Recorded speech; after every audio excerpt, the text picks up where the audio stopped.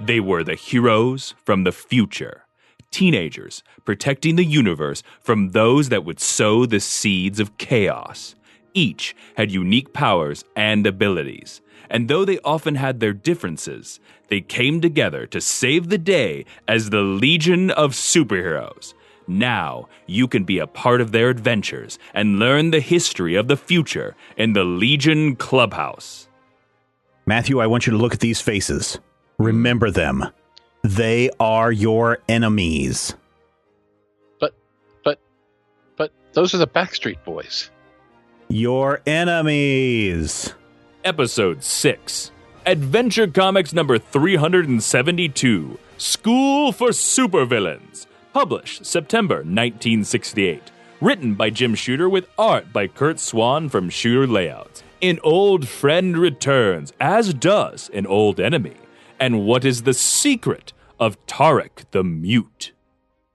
Adventure Comics 372, the follow-up to last episode. Part Colossal 2. Boy had been kicked out of the Legion of Superheroes for being a traitor. I actually like the crossovers or the cliffhangers, hangovers. No, not hangovers, but cliffhangers. I like them better when they split between episodes. Why? I don't know. It feels more realistic because, back in the day, I don't know if you knew this, we had to wait a month to get our Legion comics. We couldn't just, purchase a subscription to the online place and get unlimited Legion. You had to come back next month. Well, back in the day, there were about 10 years of no Legion stories, so. Not in my day, my friend. When I was reading Legion uphill both ways, there were 2 monthly Legion books, and they were both awesome. So we get a lot of flashback stuff, which is fine. I like the fact that a comic will spend some time telling readers what happened last time. Yep. Because there is a month between issues, and that's good. Today, Marvel Comics, they devote the inside front cover to here's what's happened before, and they give you a little paragraph or 3 to tell you what's been going on. They don't do a flashback sequence like what we see here. And certainly the nice thing is these flashback sequences way back in 1968 were actually redrawn. Yes, they're new material. And I think that it's kind of cool to have that previously on 24 and visually show us the things that happen, not just, the paragraph on the inside of the Marvel books, which don't get me wrong, I think is great. I actually enjoy that and miss it in DC Comics many times. But, I like the idea of just having Kurt Swan and Jim Shooter put it all together, give us that capsulization of what's happening and some new stuff, new angles on things that we've already seen. It's visually distinct and awesome. And of course, the Science Police are back in their balloon helmets, which I appreciate. And they're not really the balloon helmets. These are a little bit more sculpted. I could see these not actually being helmets, but more along the lines of hats because they actually have an edge. It's almost like when it gets cold in Legion City, they can just take those flaps and flip them down and keep their ears warm.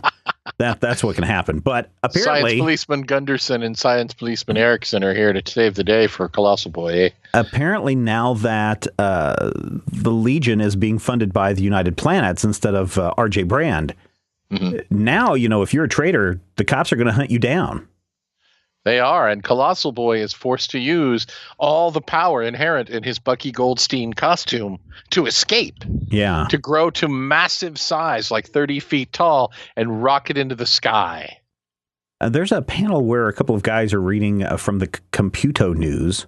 It's good to see that he reformed and was able to get a job on the street corner. I killed a Legionnaire. 1/3 of a Legionnaire, and now I sell newspapers. Beep boop, beep boop. Yeah, well, if you look closely at the Computo News, they've actually misspelled a word in the headline. So perhaps their programming is off. Well, I also noticed that it's either missing a finger or flashing some gang signs, so it's got that going for it as well. Well, also, what gang could a Computo be in? Also, the Johnny Fives. It appears that when you go on the lam from the law, in the future, you can get $1 million for the arrest of Colossal Boy. Which is interesting because money doesn't go as far in 3068 as it did in 2068 or even 1968. Well, in 3068, 1,000 years down the line, $1 million is like a week's pay. I would say like maybe $1,000, maybe. Yeah, I mean it's a lot of money, but it's not a lot of money. Yeah. So it's up to the members of the Legion to kind of figure out what's going on. They find Colossal Boy's mom's life gem so that they can trace this back to the point of origin, wherever the life connection is across the quantum universe. Some mumbly googly gop, but it's certainly a homage to Ant-Man. It's not magic. Here's the thing, though. The Legion doesn't find the clue. Once again, Bouncing Boy finds the clue. This is Bouncing Boy's second run in the role of detective, which really, I think, cements that what Batman is to the Legion, or to the Justice League, rather, Bouncing Boy is to the Legion. Yeah, but Batman's kind of grumpy, and Chuck is not so grumpy, especially now that they're drawing him all slimmed down, and he's getting girls again. He's still chunky. I mean, but he's not as chunky as he was in the Ford era. What did you think about this whole this Jim is receiving waves from Jim's mom, and so Shrinking Violet shrink down to the size of a photon and catch a ride on this particle of light and bounce you clear across the galaxy in an instant? It's science fiction nonsense, but it's really well done. I mean, it's drawn well. I don't pretend to understand a word of it, but when she arrives at this secret shroud covered planet, she discovers all the past Legion rejects. Mm-hmm. Like who do we have here? We have Nemesis Kid, Spider Girl, Radiation Roy, Ron Carr, and then Mech, Lightning Lord, are all there as part of the recruits for this anti-Legion of Superheroes organization that they have going on. And they're trying to mold a Legion of supervillains. It's not going to work. No, there's no way that'll work. I mean, 20 years from now, there's no way that we've already seen the story of the Legion of Supervillains being a terrible, powerful force. I mean, But the team does decide to create a new espionage squad of Superboy, Chameleon Boy, and two recruits, Chemical King and Timberwolf, which is interesting because Timberwolf said, I want no part of this. I must go out into the world myself, for I am a lone wolf. Oh.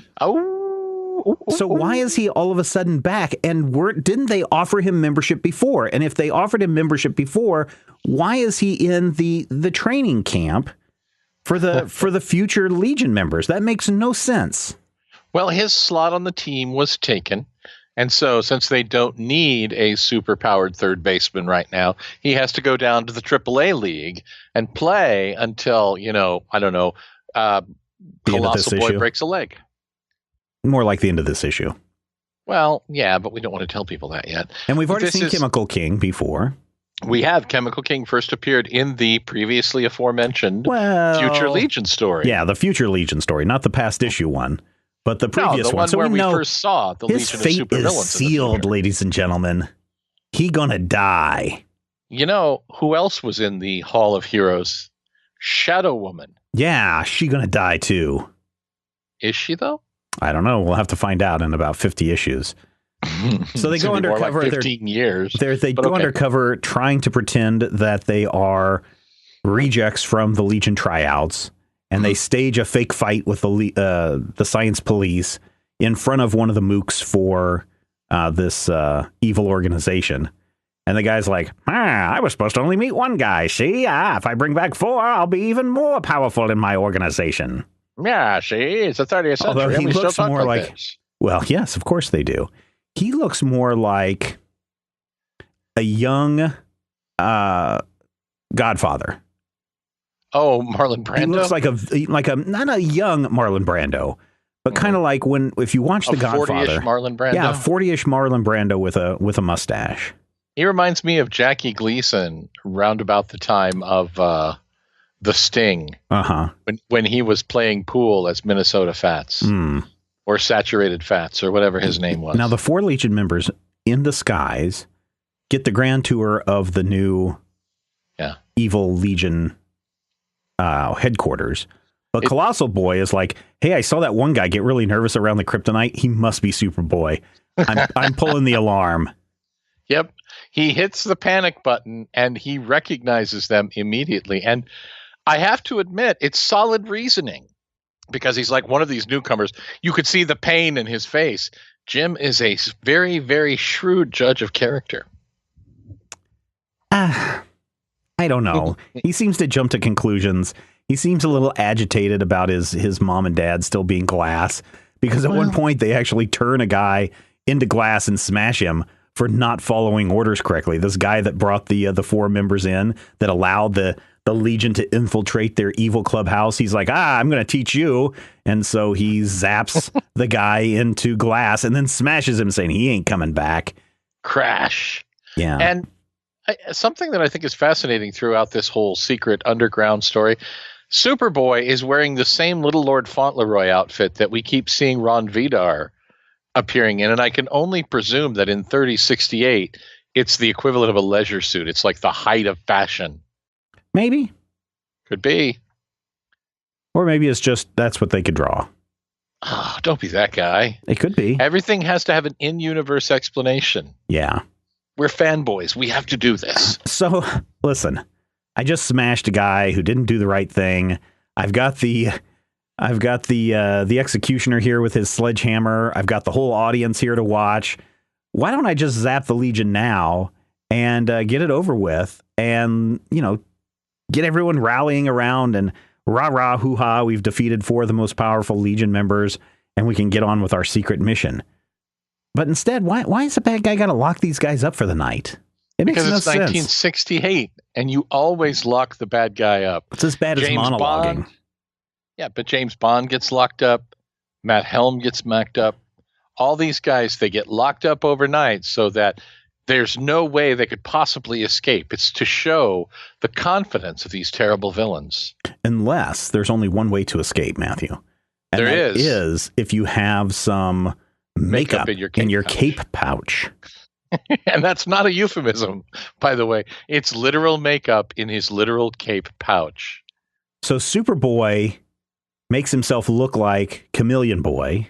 Right. And Chameleon Boy makes himself look like Superboy, so that when the bad guy points the gun, and I forget what the bad guy's name is. He's probably really Tarek the Mute. Tarek the Mute. It's like a Star Trek villain, right? Yeah, it does sound like it, doesn't it? He points the gun. Colossal Boy's like, no, I can't allow this. Too late. Superboy's turned to glass and smashed. What we as readers don't know is that Chameleon Boy switched himself from Superboy to glass form of Superboy and then shattered glass version of Superboy to trick everyone there. That's a pretty impressive power. Because he is smashed really hard with a sledgehammer and he just breaks into 1,000 pieces. I mean, his chameleon power is a lot more versatile than we give him credit for sometimes. And then all of a sudden, all the rest of the Legion show up, and then it's a biff, bam, boom, sock it to him. Slugfest. Even what's his name? Ron Carr tries to get away as a stick-on, as a color form on the wall. He's one of those big heads that you can buy for your apartment. Big heads. There you go. But the thing that's really great about Ron Carr trying to escape is that Superboy is surprised to see that a wall painting of the guy who can turn himself 2-dimensional is really the guy who can turn himself 2-dimensional. Well, this wall painting is really Ron Carr, flattened to disguise himself. Nice work, Superboy. But how'd you duck that glass doom bit? And then we find out. I hate that. There's a lot of hipster talk in this issue. Yeah. Oh man, there's a part early on, and I don't know if it is Bouncing Boy that says it or someone else, where it's like, "Hey, leader man," and it's like, "No, please stop. Please stop." It gets worse because when Chameleon Boy is telling the story, Chameleon Boy is like, "I impersonated Soupy." I'm like, "No, don't call him Soupy." I'll say this about the bad language or the poor choice of words in these more recent issues. Yes, here you have Jim Shooter saying, hey, I know the hip words that all the kids are using, and they're not trying to push it as much as you see in a lot of other books and television shows and radio programs of the time where they kind of really, really push using that slang as much as they possibly can. Here they're trying to keep it in check, but too often times, and I know, 50 years later, we're looking at this going, oh my God, how could they allow it? But 50 years ago, I could see them really looking at stuff and say, yeah, this is what a kid would say. I watched Dobie Gillis. I know what's hip, and allowing that stuff to pass. But at the same time, I think they're using incredible judgment in not letting everything go through. They're letting a few things go through. Green K, Leaderman, K Kid, that kind of stuff. But comparative to the kind of beatnik jargon that you'd hear out of, Robot Man or The Thing in 1968, especially The Thing. For some reason, being an orange guy who hates your body makes you talk like Maynard G. Krebs, and I don't know why that is.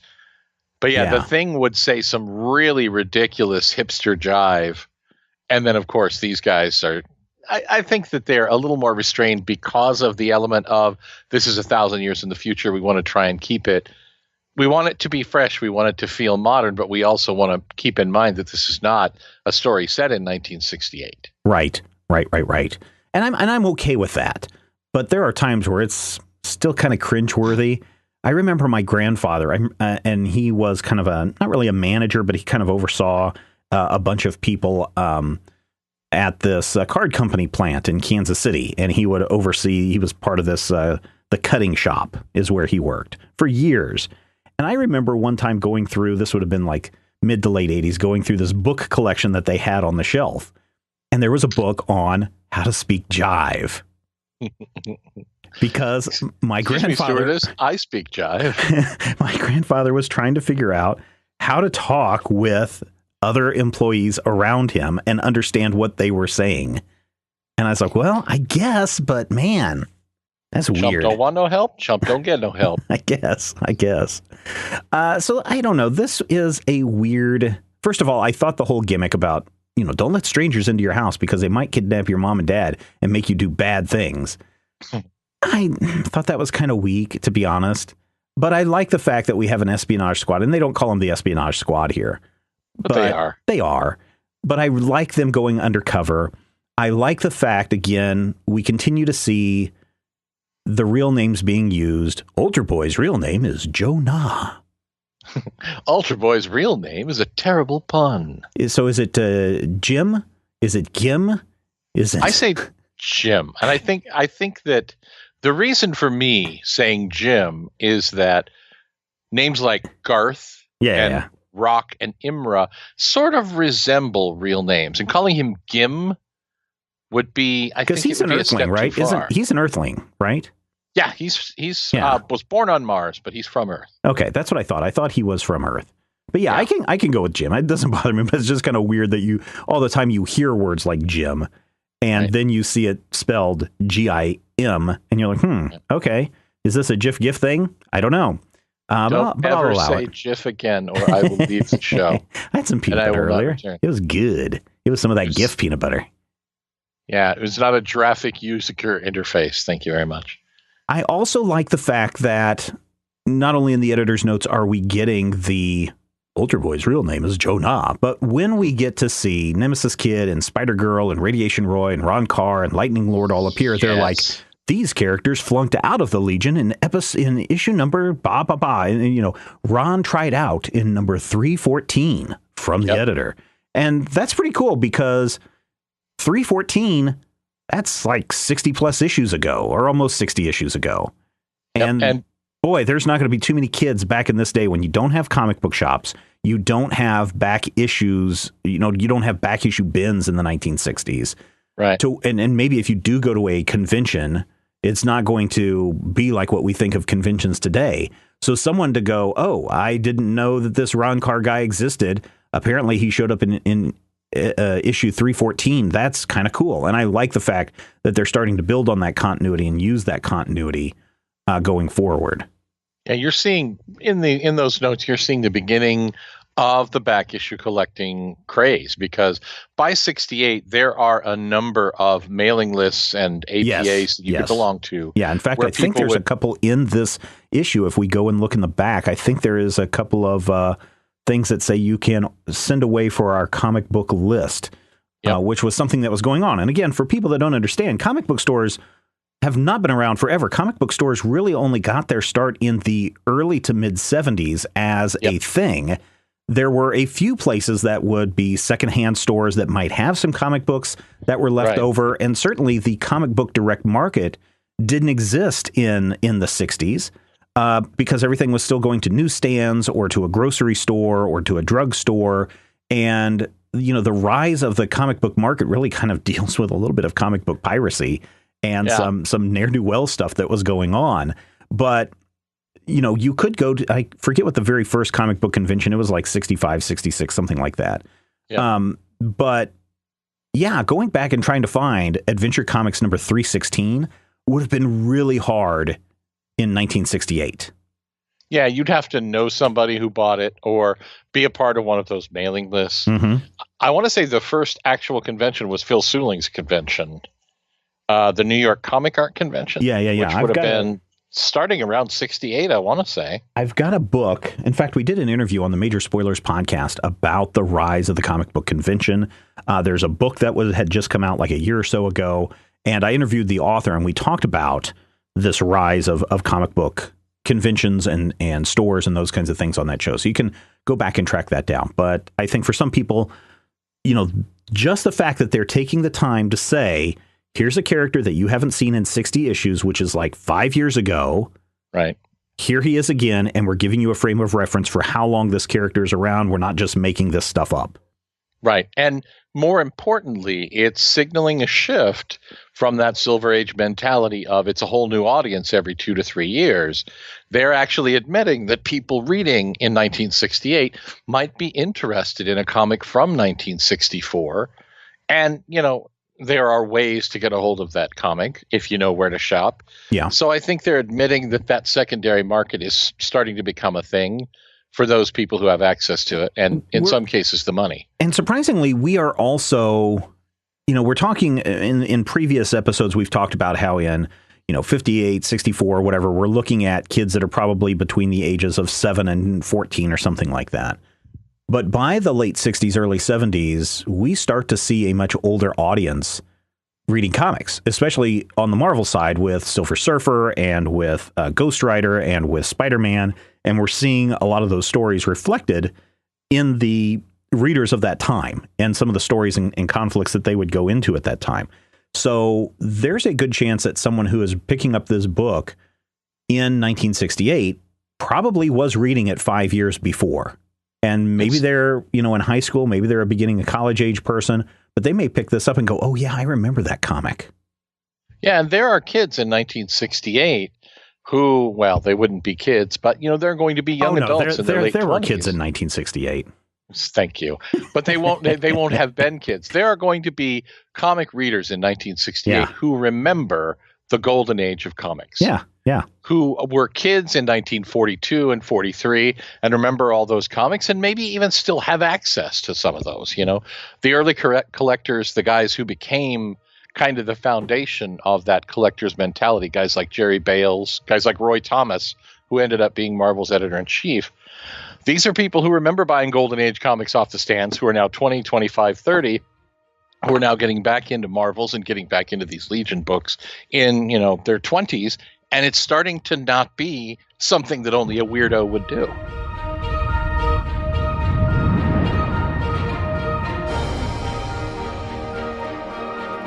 If you enjoy the show, we would appreciate your support. You can find out more and become a Legion Clubhouse member at patreon.com/majorspoilers.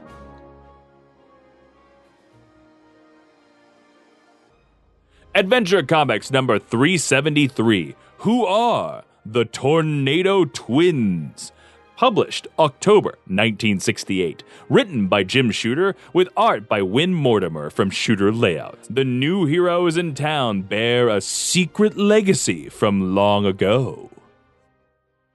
Here's something I bet you didn't know, Matthew. What's that? Barry Allen has kids. Yeah, I knew that, too. Oh, okay. Well, in 1968, you sure didn't. That's true, but in 1968, we weren't born yet. Yeah. I have a big love for the Flash, more Wally West than Barry Allen. But Barry Allen he's up there. He's done a lot of cool things. He ushered in the Silver Age of comics. He was eventually married to Iris West, had a sidekick that was Wally West, Iris West's nephew. He also got struck by the same chemicals that gave Barry his powers, and they ran around for years as Flash and Kid Flash. And then one day, Iris got murdered. She did. And it was sad. It was heartbreaking. It was basically the Flash's entire world shattered, and nothing was the same again. Back when that actually meant something. But at some point, Barry Allen was like, you know what? I need to protect my family. So I'm going to take Iris to the future. And we are going to actually from the future. We are going to live out our days as husband and wife in the far-flung future of 6068. Yes. Or whatever year it was. Well, and, the thing that's fascinating about this is that it's all retroactively constructed after this story. I know, which is amazing. Flash is actually their dad. In this issue, they refer to him as we are descended from the Flash.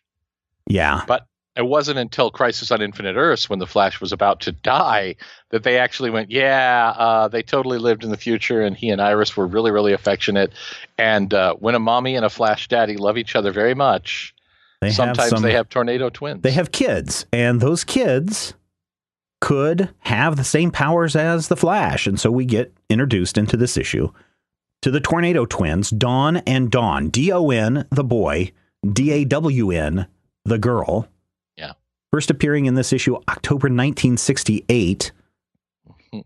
And can I just ask, who the heck is the weatherman on the first page going, now the weather, Hurricane Dawn is cutting a swath across 30th Century Metropolis? I'm just like, what is the... I mean, they've broken the fourth wall before. They've had Brainiac talk directly to us. Yeah. But this weatherman just feels really...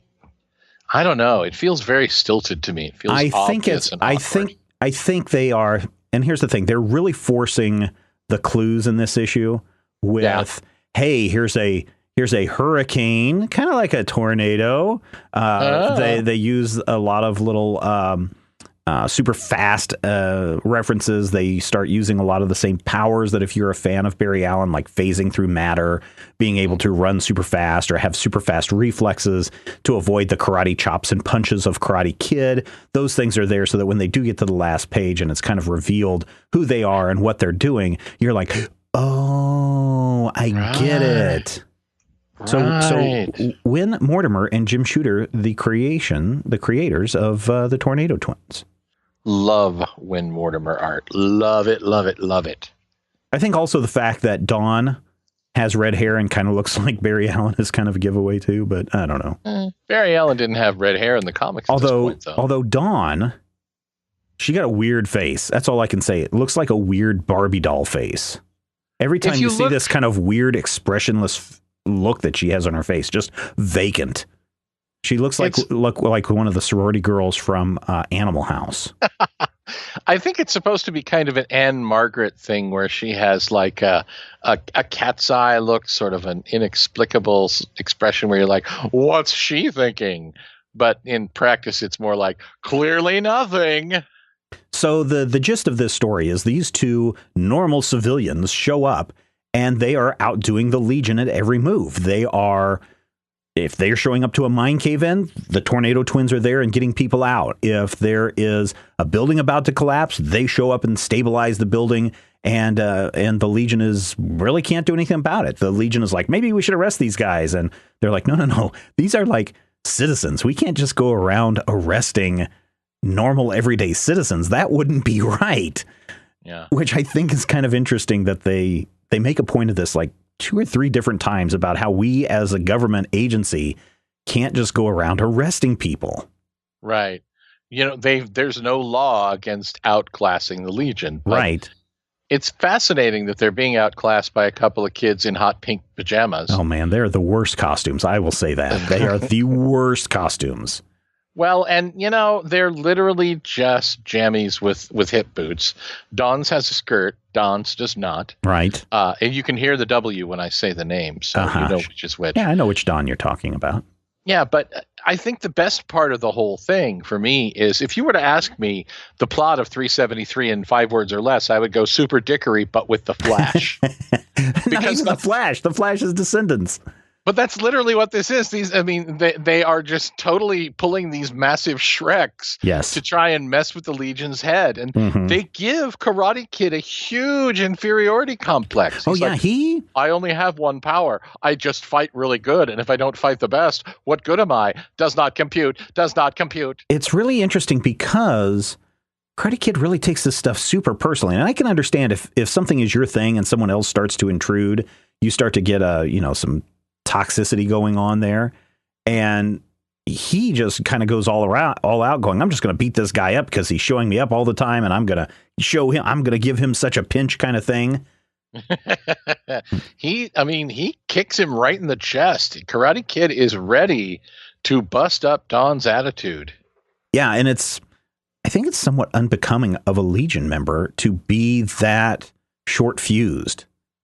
And yet it sort of fits. I mean, we've seen with him before a tendency to really hyper focus on his combat abilities and to not take losses very well. So it definitely, he does go way too far, and I feel like he takes it too far during the fight, but it sort of fits in with his, chip on the shoulder mentality. Karate Kid is used to getting knocked down, getting back up, and getting right up in your face and then punching you in it. So I don't hate his characterization in this issue. It makes him feel a little more human and definitely flawed. Yeah, definitely. And I'm sure that we'll never see them bring any of this stuff up again, just like Superboy Planet and so many other missed opportunities.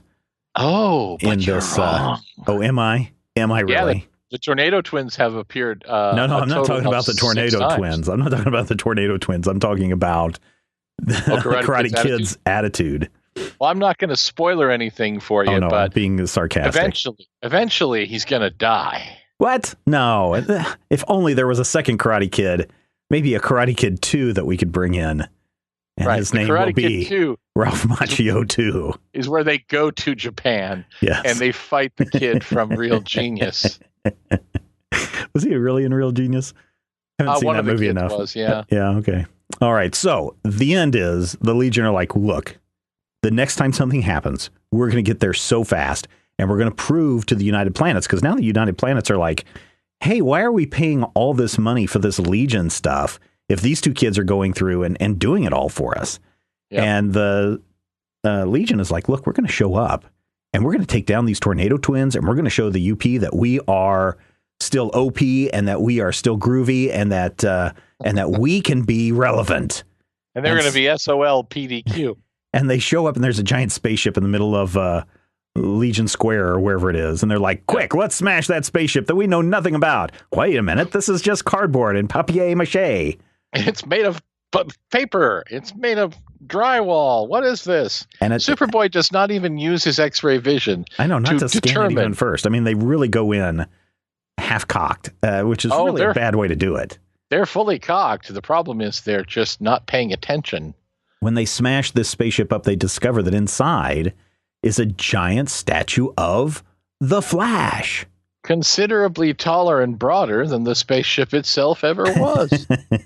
And then that's when the Tornado Twins reveal themselves wearing Kid Flash costumes, which I guess if you're going to keep everything hidden and everything, that is the way to do it. But I don't know why they need to mask up now, because everyone knows what they look like.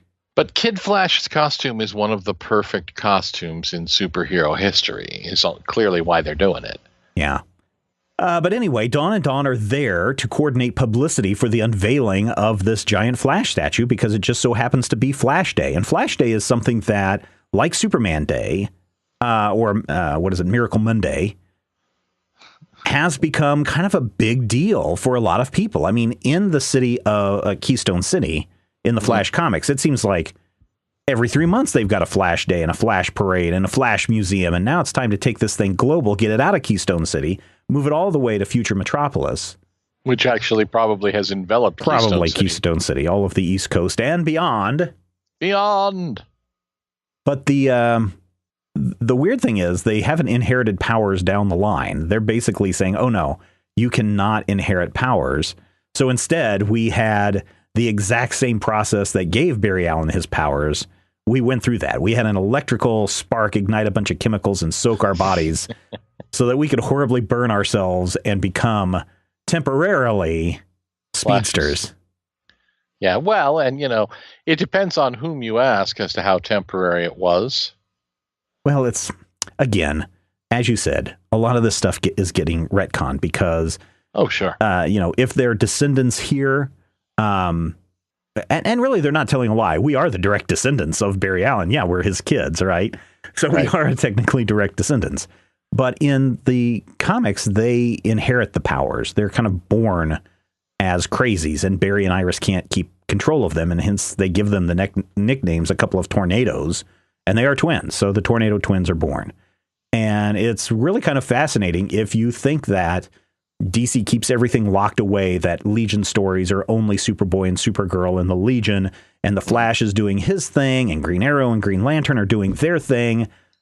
This is something that I think is really cool, that Shooter comes in and says, oh, what if these are descendants of Barry Allen, right, representing their father or their ancestor, and they have those same powers. I wonder if we could do something about it. And something about this sparks because, as you said, they will appear multiple times more, and eventually it will be retconned that they are Barry and Iris's kids because they went to go live in the future away from the hazards of the crisis on Infinite Earths. Yeah. And, of course, their children, post-crisis speaking, will both grow up to be superheroes. One will be a Legionnaire and one will be a Teen Titan. Yes, so we've got XS, which is Dawn's daughter. Right. And then we have Impulse. Who's Dawn's son. Yes. Right. So if you want to know more about XS and Impulse or just general Flash talk, Matthew and I do another show exclusively for our patrons called Flashback, where we look at the TV series The Flash that's currently running on the CW. Hello, future people. And then we just dissect every episode. We talk about where are the comic book origins. We talk about what works. We make predictions, all those kinds of things. So we have done a lot of talk, especially in the 4th season, about Dawn and some missed opportunities there. Yeah, because XS is a works. Recurring character. Yeah. But what are you going to do? Exactly. We have come to the end of another Legion Clubhouse. Matthew, what have we learned this week? We learned that Legionnaires who fly still wear a flight ring for its communication capacities. We also learned that if it runs like a Flash, it vibrates like a Flash, and has super fast reflexes like the Flash, it just might be a Flash. We also learned that Chemical King doesn't really do anything as far as we know. That, again, wraps it up for this installment of Legion Clubhouse. Thank you so much for downloading and checking us out. And thank you for all of our supporters who make this show happen. We will be back next time. So until then, I am Chemical Kind of Important Guy. And I'm Carbonadium King. The Legion Clubhouse is a production of Major Spoilers Entertainment, LLC, and is produced by Steven Schleicher. Your hosts were Matthew Peterson and Steven Schleicher. You can follow Matthew at Mighty King Cobra and Steven at Major Spoilers. You can follow this podcast on Twitter at Legion Clubhouse. If you have questions or comments, send them to podcast@majorspoilers.com. I'm Jason Inman. Until next time, eat it, Grandpa.